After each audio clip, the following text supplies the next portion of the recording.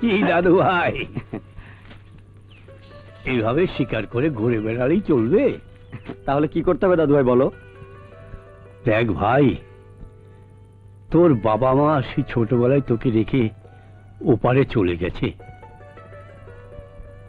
আমি একা তোকে কোলে পিঠে করে মানুষ করেছি।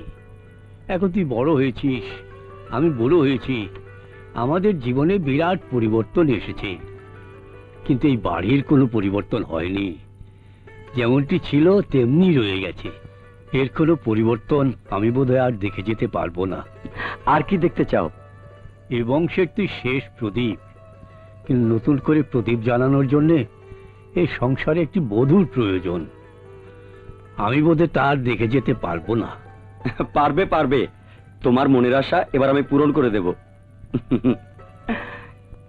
দাদু শোনো দাদু, মধুমতি গ্রামে শিকার করতে গিয়ে আমি একটি মেয়েকে দেখেছি। ওর নাম মালা। ওকে আমার ভীষণ পছন্দ হয়েছে। মালা? মধুমতি গ্রামের মাঘভরের মেয়ে? হ্যাঁ দাদু, তুমি কালই ওই গ্রামে প্রস্তাব নিয়ে চলে যাও। কিন্তু দাদু, মালাকে আমি বিয়ে করবো, এটা আমার শেষ কথা। কিন্তু ওরা যদি রাজি না হয়? দাদু, তুমি একজন সাবেক মন্ত্রী, তাছাড়া আমাদের বংশ জমিদার বংশ, আমাদের চেয়ে নামি দামি আর কে আছে? তুমি বললেই ওরা রাজি হয়ে যাবে। নামাজের সময় হয়ে গেছে। রাজু স্যার, নামাজের ঘরটা খুলে দিতে বলো। আজমত শোনো, তুমি কালই মধুমতি গ্রামে গিয়ে মাদবরকে বলবে আমি শুক্রবারে ওনার বাড়িতে যাব।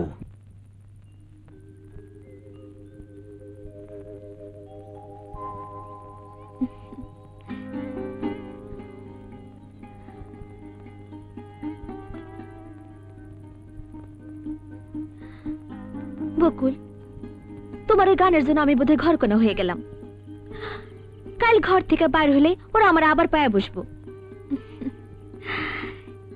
কিন্তু তোমারে না দেখে আমি তো থাকতেও পারুম না।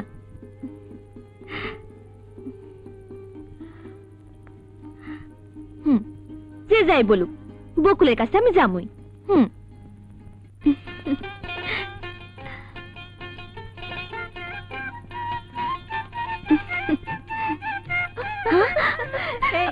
বকুলের গানের সুরটা আমি বলতে পারতেছি না।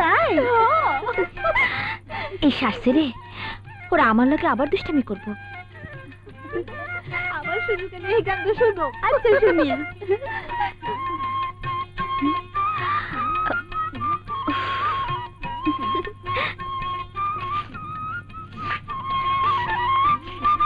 গফুর ভাই, তোমার খাওয়ান শেষ হওয়ার আগে আমার ধান লাড়া শেষ।